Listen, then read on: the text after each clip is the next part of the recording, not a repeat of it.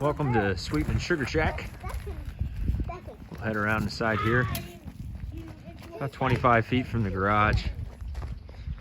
Come around. This is where we boil. That's the evaporator and the stovepipe smokestack coming up out of the roof. And then we'll head over here. There's how we collect sap from the buckets out in the woods. So got a couple of 5-gallon jugs with a funnel, and we dump the buckets into those. And then we carry them back here, take them back to the other side of the shed. And inside here, you'll see there's a plastic bulk tank, 65 gallons.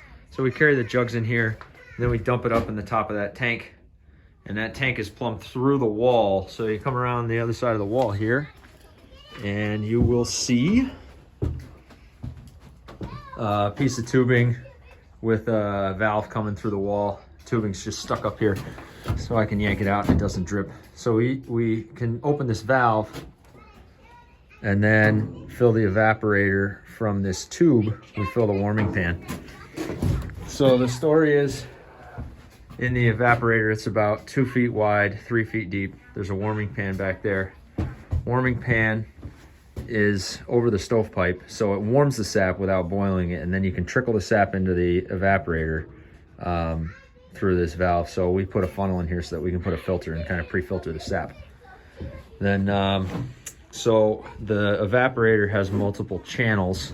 Let's see if we can get a good shot here. So the sap starts in here, and it will progress through this channel, through a little hole in the partition, and then in the center channel here, there's actually drop flues that it's sort of like a corrugated floor in the evaporator pan. So that puts a lot of area over fire and really advances the boil. Most of the boil happens in this center pan.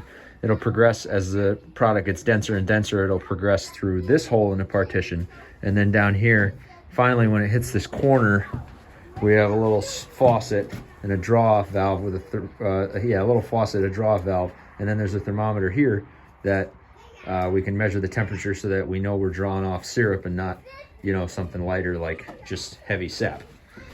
Inside the evaporator, it's really just a wood stove. So you look in here, you can't really see too well, but there's just a grate and a pretty big firebox, about 3 feet deep and 2 feet wide, minus the fire brick inside of it. And you run it wide open all the time. In fact, a lot of people actually put a blower in here to further increase to just fan the flames. So thanks for watching.